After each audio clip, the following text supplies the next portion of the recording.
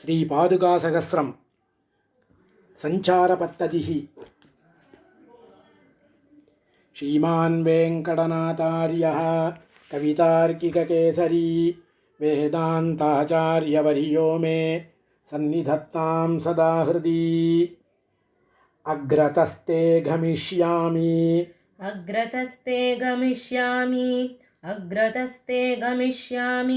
मृध्नन्ति कुशकण्टकान्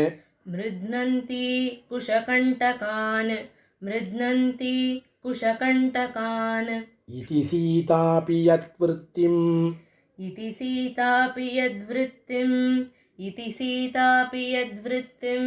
इयेष प्रणमामि ताम्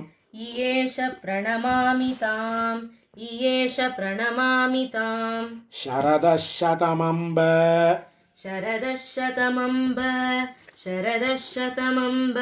पादुके स्याम् समयाहूत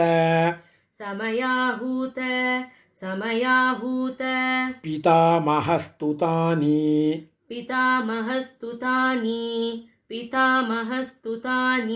मणिमण्टपिकासु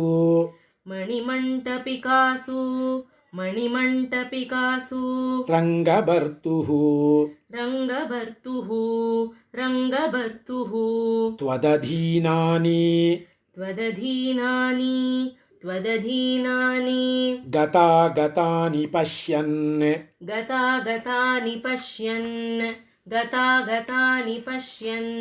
त्वदधीन परिक्रमो मुकुन्दः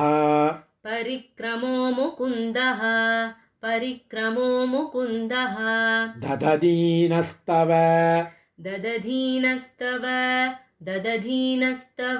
पादुके विहारः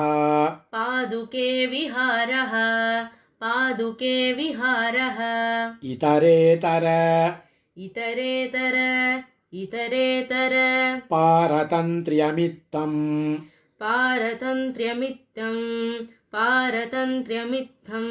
युवयोः सिद्धं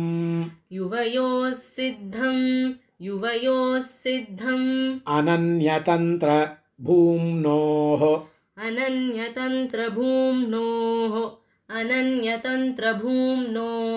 रजसा तमसा च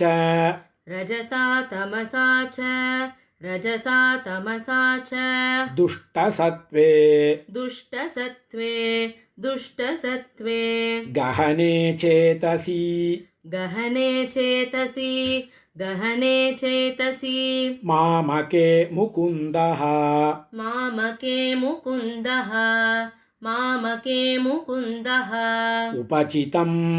उपचितं मृगया विहारमिच्छन्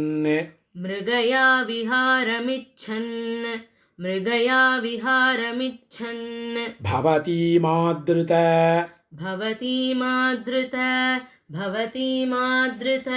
पादुके पदाभ्यां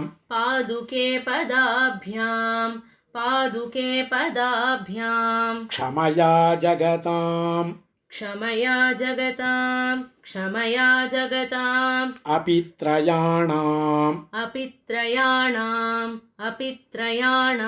अवने देवी पदावनि त्वयैव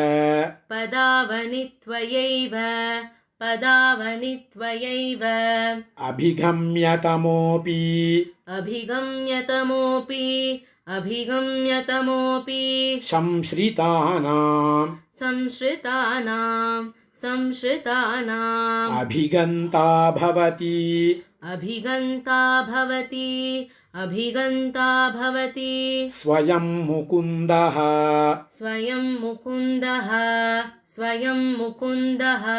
शिरसा भवतीं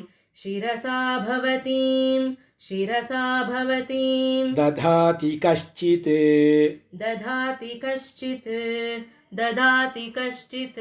विधृतः कोऽपि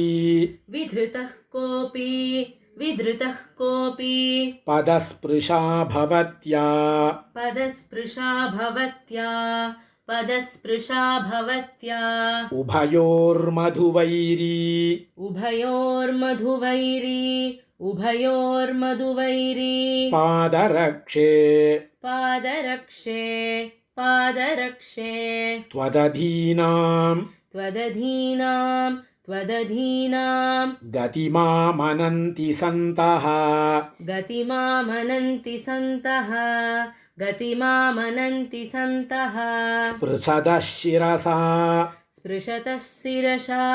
स्पृशतः शिरसा पदेन च त्वां गतिमुद्दिश्य मुकुन्दपादुके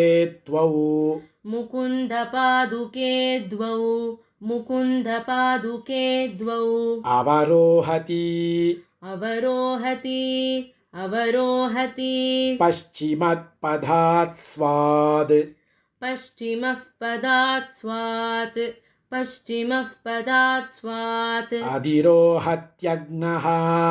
अधिरोहत्यग्नः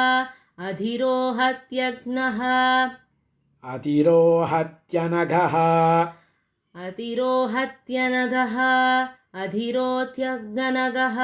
तदेव पूर्वः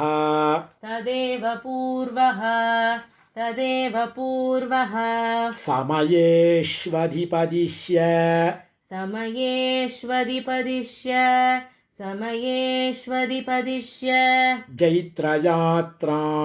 जैत्रयात्रां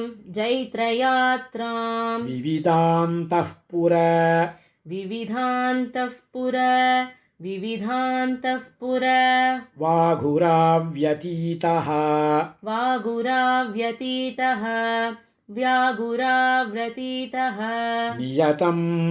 नियतं मणिपादुके भवत्या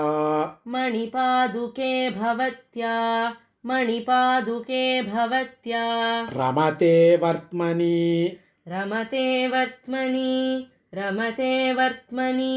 रङ्गसार्वभौमः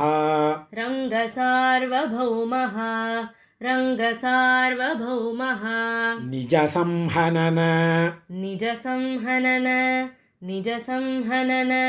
प्रसक्तलास्यं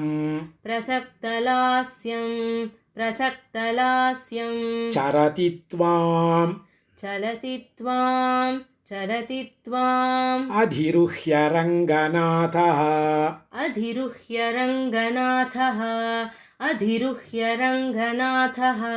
पदरक्षिणी पावनत्वमास्तां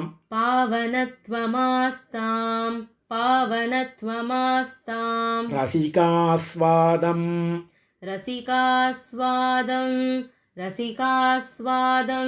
अतः परं न विद्मः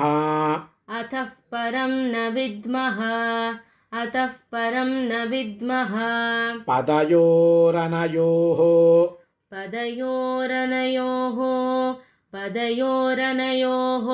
परस्य पुंसः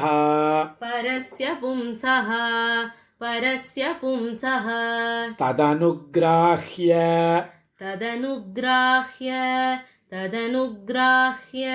विहारपद्धतेर्वा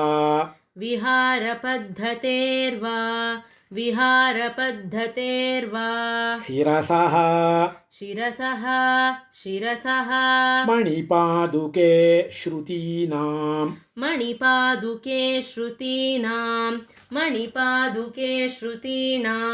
मनसो वा मम भूषणं त्वमेका